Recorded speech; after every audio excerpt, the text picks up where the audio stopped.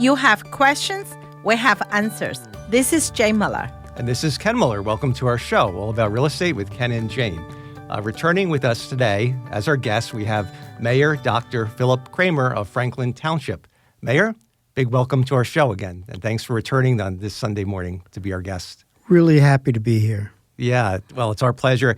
And last week's show, you were kind enough to bring in Allie O'Brien from the Franklin Township Food Bank to talk about all the important need for donations and support for that for the 3,600 families in need in Franklin Township. So we spend most of that show talking about that all-important cause. So I want to use this show to talk about your journey as a mayor and some of the accomplishments you've done in your 10 years as the mayor. So to start with, how did you go from being a doctor, neurologist, to mayor of Franklin Township since 2015? It was back in 2003.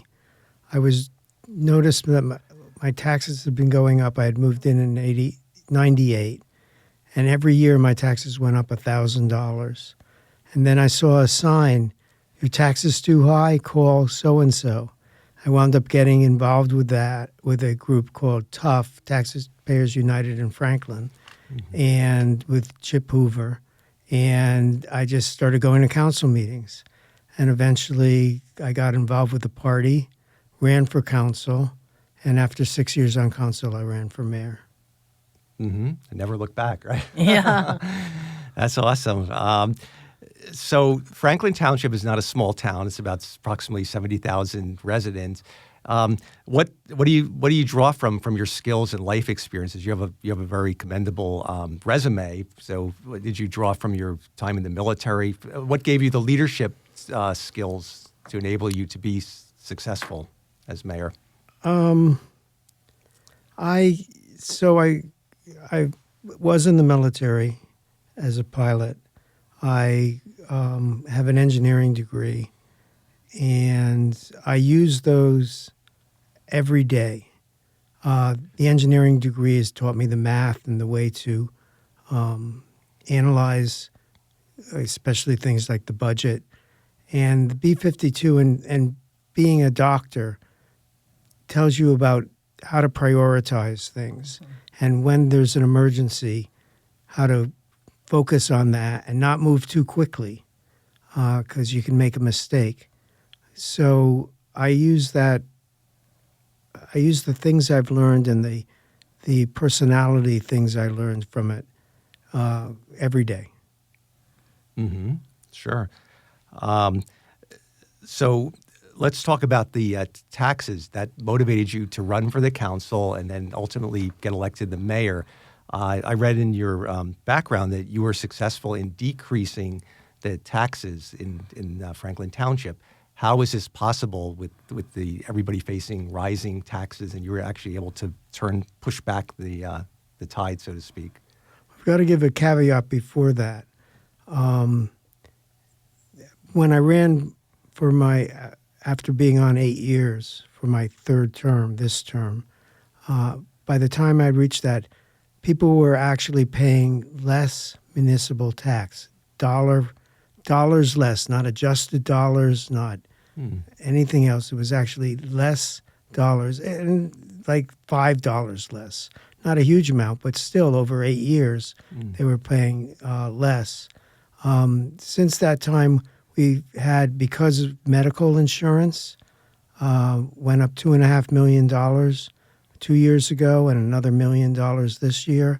We have had to increase what we're asking for from the taxpayer.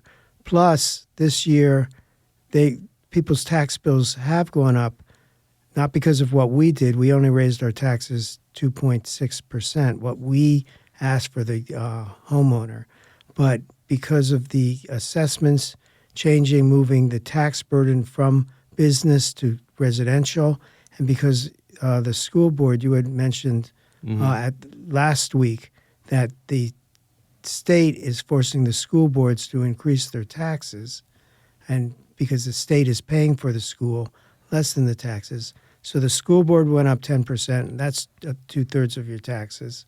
and the assessments had a huge effect on taxes. But with all that said, how have we been able to hold our taxes down so that we used to be 16% of the tax. We're now 13.5% of the tax.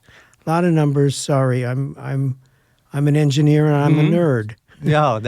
But I'm a tax nerd, and what I'm saying is we've been able to hold things down just basically through constantly looking for innovative ways to do things. For instance, I was talking about the health insurance. Because it was going up, we went from standard health insurance through a regular insurance company to being self-insured. And we've saved hundreds of thousands of dollars by doing that. That's hundreds of thousands of dollars of saving to the taxpayer. So we're always looking for ways to do better. And I've got a great staff.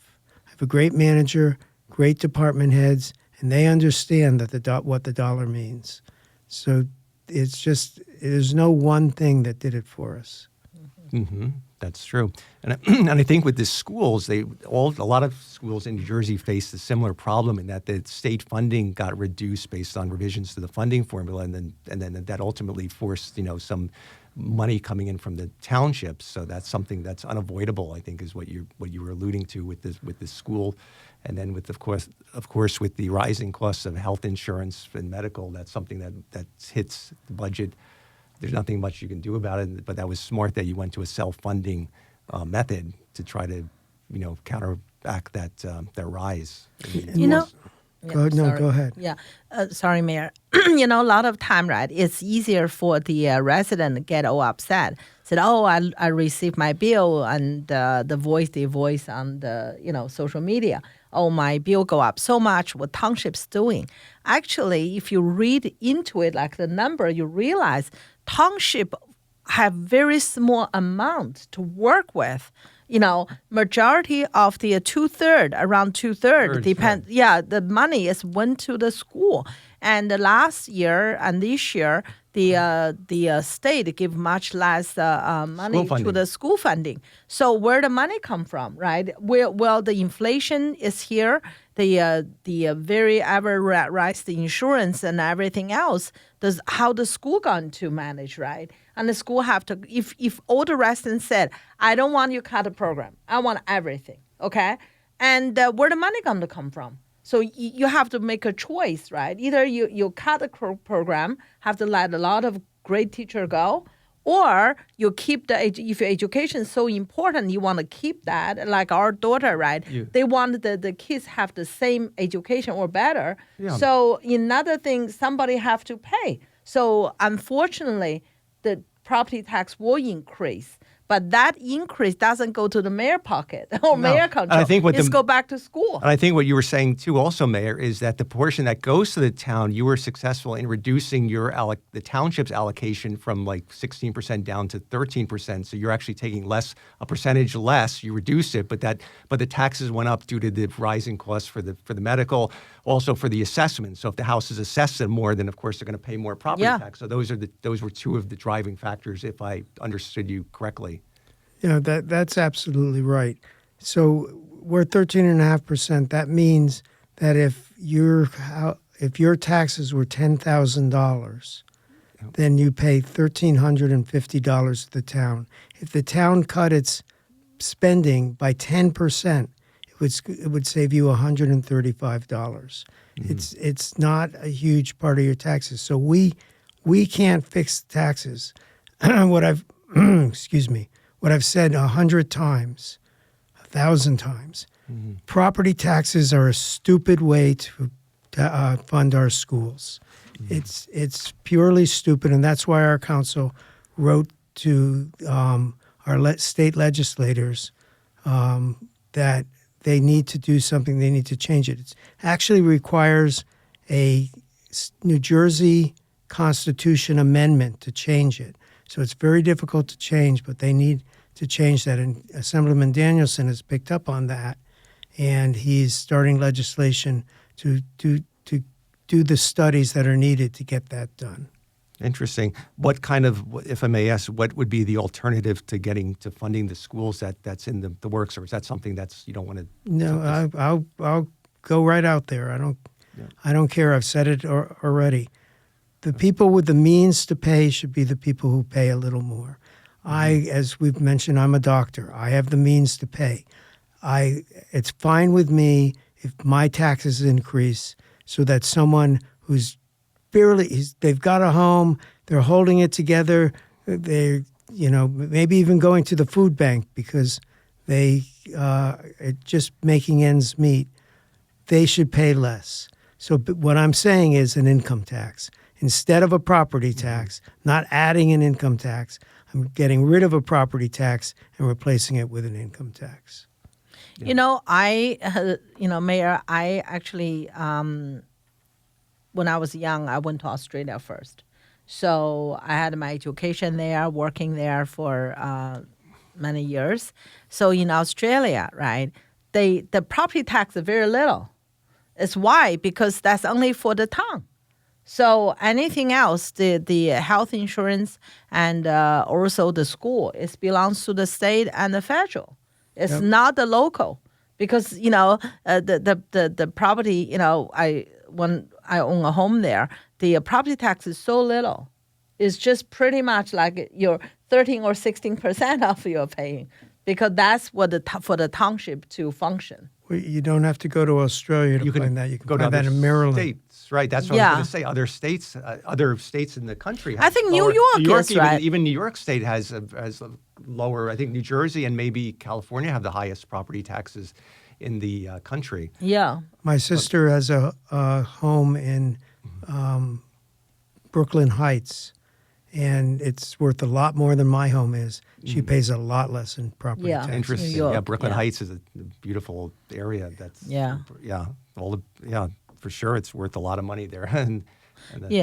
But that's interesting. Yeah, that's one thing we've wrestled with New Jersey. A lot of people think that the misconception is that the property taxes are all going in the township's pocket, which is couldn't be farther from the truth. Yes. Based on what as our discussion. So that's something that would be great if there's another way to relook at it. I mean, nobody knows which way is the better, but at least the good option, good alternative to look into it.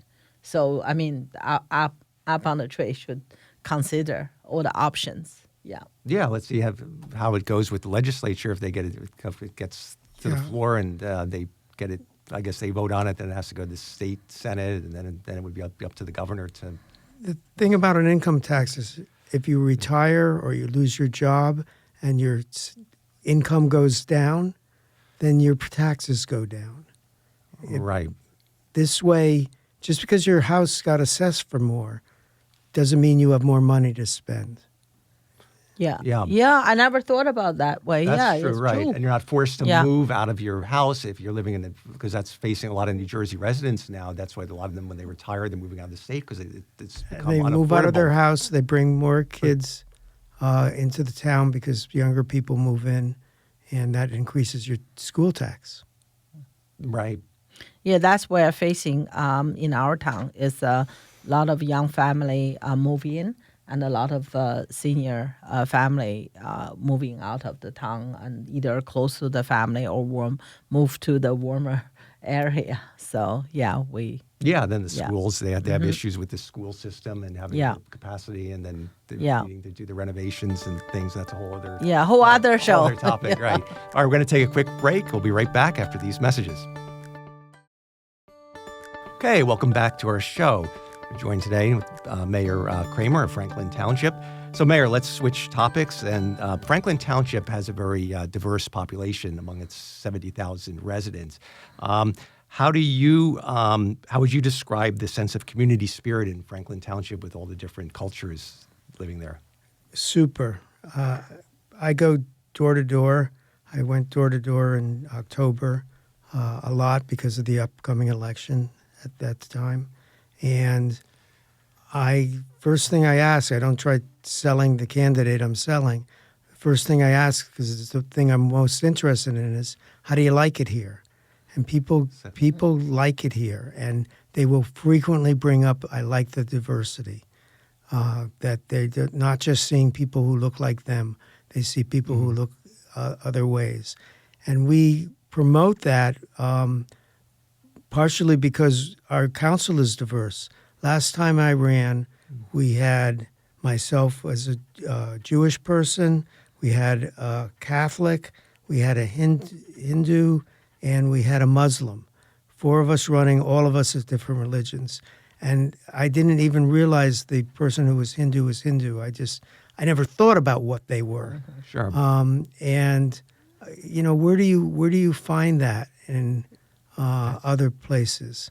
Not too many places. So people like the diversity, and having diverse people on council, we have a Diwali celebration. We celebrate Black History Month. So all of these things get tied in.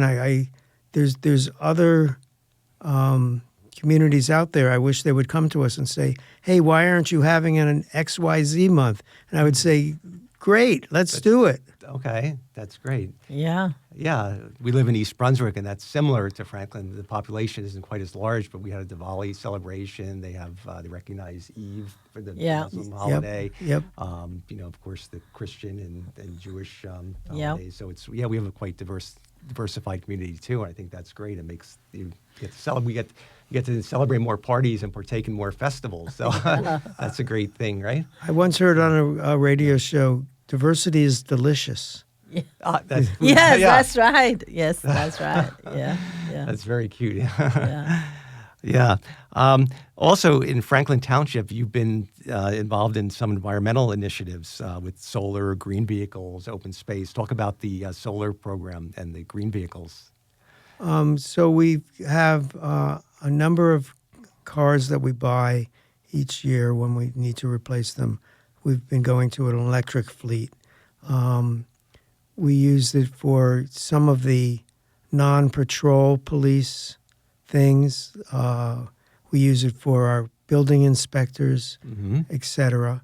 We have solar in many of our facilities, but we also, for the citizen, have promoted something called community solar, which is someone builds a large building, they put solar panels on it, and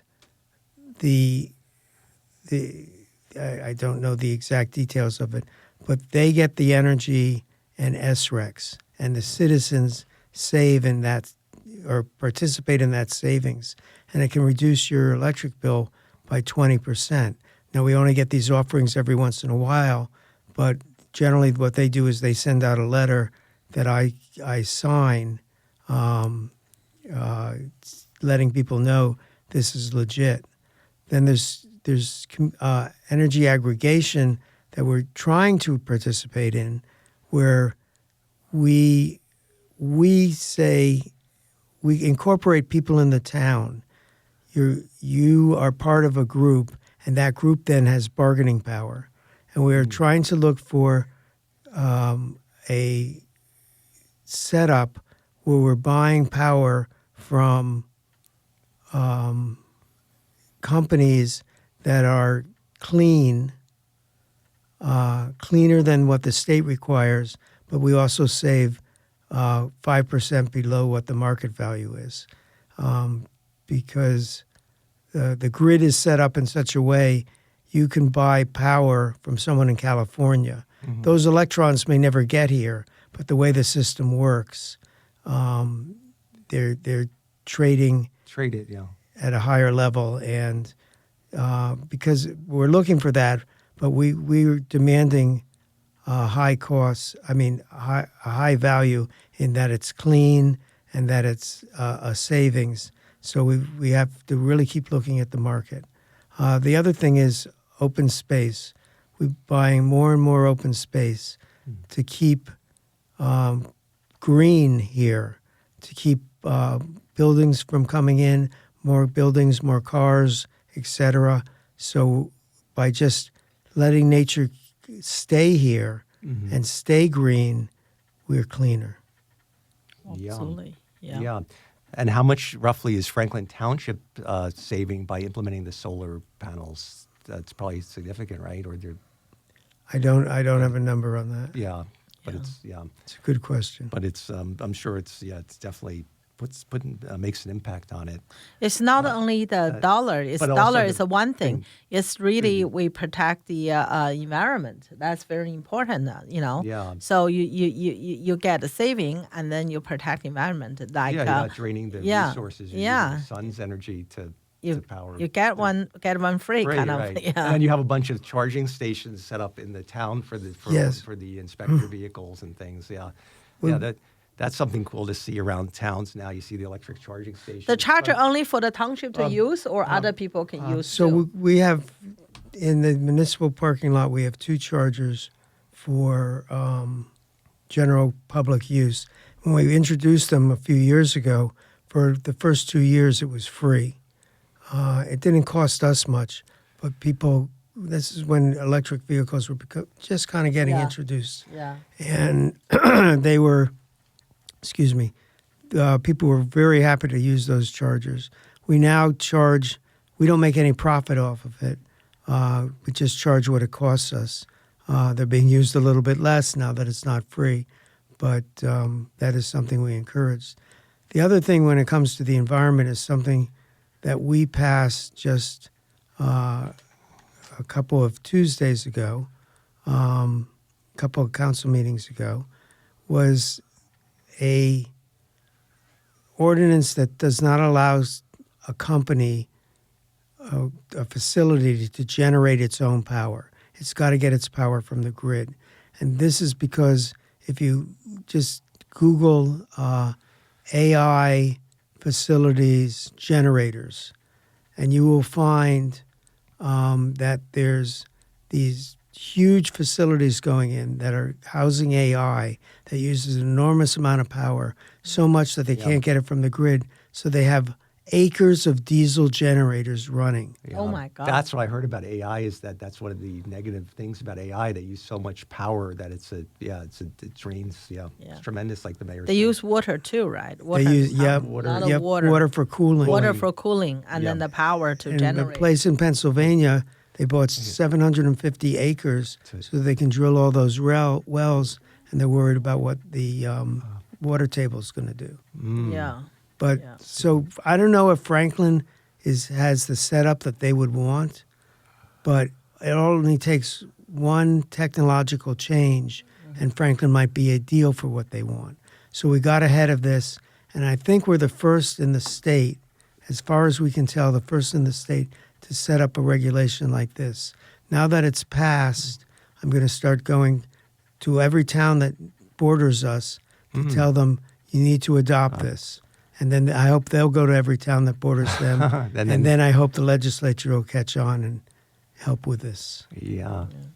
That's something. Yeah, AI is part of life now, but it has the negative impacts like that. Like the mayor said, also with schools and education, you have to use it in a useful way, but not as a substitute for critical thinking. So, But at the end of the day, you like it or you're not- not, it's coming. Yeah. So, you have to figure it out how the best way to manage it. If you know it's coming, right. You can't stop it. So you may well, just like the mayor said, get ahead of it. right. So that's pretty cool that you guys passed that. That's something that a lot of towns will follow you, hopefully. The irony of it is, in order to write it, I used ChatGPT. I tell you, I think in the future, a lot of, obviously the creative writer is still there, but a lot of average writer would be gone. And a lot of secretary job may be gone. Yeah. Because, like I'm on the road, right? And if I want suddenly you call me, say when it's closing, I would call my office, say, hey, Can you check the commitment due date? Can you check the date? Whatever. Now you can just push a button. In the near future, you can push a button and said AI. Even when's that file closing? Even whatever. the emails. When I have a chain of emails, I look at the top, and for whatever reason, it summarizes the chain. I didn't ask it to do it, but somehow in the Gmail, it does that automatically. If I have like 2 or 3 or 4 emails in a chain, it'll summarize. Jane sent an email asking for the closing date. The lawyer responded, "We're still waiting for the clear to close." The buyers, they'll summarize like the whole chain. You didn't even ask for it. I didn't They ask just for it. gave I you. don't know if it happens on your email too, but on mine, it just appears. It pops up on the top of the screen as a summary of a synopsis of the important bullet points of the whole chain. It could be a chain of 4 emails or 10 emails. It'll just summarize them. And the other thing we should I still go back to read the email. Yeah, How no, do I know of course. they're right? We should run through ChatGPT and ask it, is AI a good thing with the AI facility generators and all the pollution you guys are doing? Ask ChatGPT to give an answer, right? I still go back to the scientists. Yeah, no, of course, right. So talking about the green, let's roll into the township's parks and recreation programs. Please, Mayor, if you don't mind, share with us some of the high-quality facilities that the Franklin Township offers to its residents, the parks and the skating park and pickleball, that good stuff. Well, we have 2 premier parks in town. One is ours, and that's the Middlebush Park. It's got 2 turf fields. I believe it has basketball. I know it has a softball field.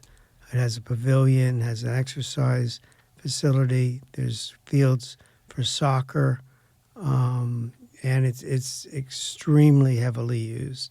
It does have a skateboard park. There was one built a while ago that the materials didn't last, so this is now one with lasting materials, and it is also quite popular. The other premier park in town is not ours. It's Colonial Park by the county. It's one of their premier parks, and we're lucky enough to have it in town. We're also currently on the edge of building Catalpa Park, which was an issue for the first time I ran for mayor. So in 2015, it was an issue as to how big it should be built again. It should be built, and DEP slowed it down, dragged it out. So now we finally have all our approvals, and there's discussion about how big it should be. But it might contain 2 cricket courts, a community garden, a playground, 4 pickleball courts. I believe there's basketball there and a few other things. So we're looking forward to that. We have many parks in town, a lot of them with pickleball.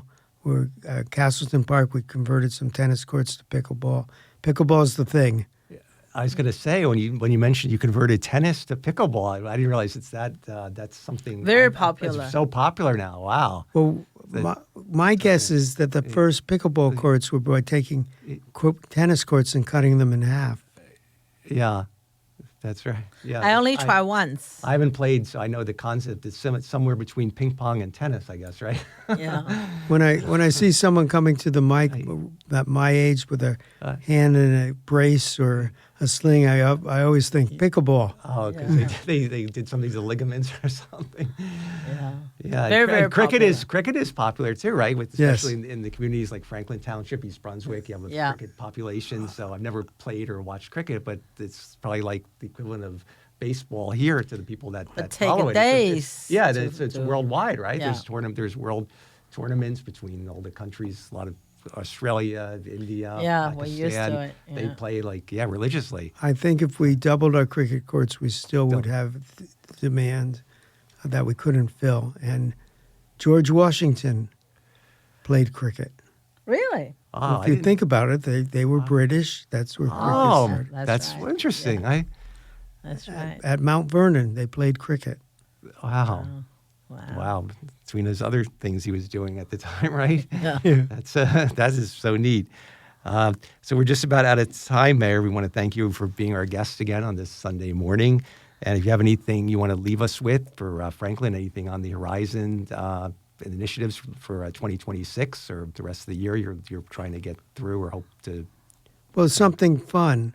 Yeah. It's our nation's 250th anniversary, and we have a series of events called Franklin 250. The first event is January 4th, and it's the Conference on Horseback. So right after the Princeton battle, the battle in Princeton, Washington came to Kingston, and they had a decision to make. Should they just won 2 battles. They hadn't been winning battles before. They just won 2. We're on a roll. Should we go to New Brunswick and try to take care of the British in New Brunswick, or should we rest the people and find shelter for the winter? And the guys, the soldiers, had not slept for 72 hours. So they decided to go, and they camped, I believe, in Millstone at the time. I'm not sure exactly where they camped. It turns out if they'd gone to New Brunswick, most of the soldiers were out looking for him, and the gold was there left unguarded. If they had gotten that gold, they might have been able to end the war earlier. But they also might have gotten knocked out. They could have been eliminated. Interesting. Wow, so fun. So you mentioned January 4th, there's going to be something. Where is it going to be held at? Kingston, New Jersey. So Kingston, the southern part of town. Okay. All right. We'll be on the outlook for that. We're out of time once again. Thank you, Dr. Mayor Kramer, for being our guest today. Hope everybody enjoyed the show. We'll see you next weekend. Have a great one. Thank you.